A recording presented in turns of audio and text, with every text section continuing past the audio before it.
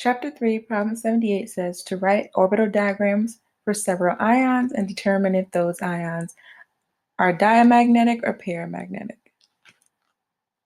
So let's first go over those terms. If something is paramagnetic, that means it has unpaired electrons. It also means that it's slightly attracted to a magnetic field. If something is diamagnetic, that means all the electrons are paired. And it's actually slightly repelled from the magnetic field. So we're going to go through several ions and classify them as either diamagnetic or paramagnetic. The first one we have is Cd2+.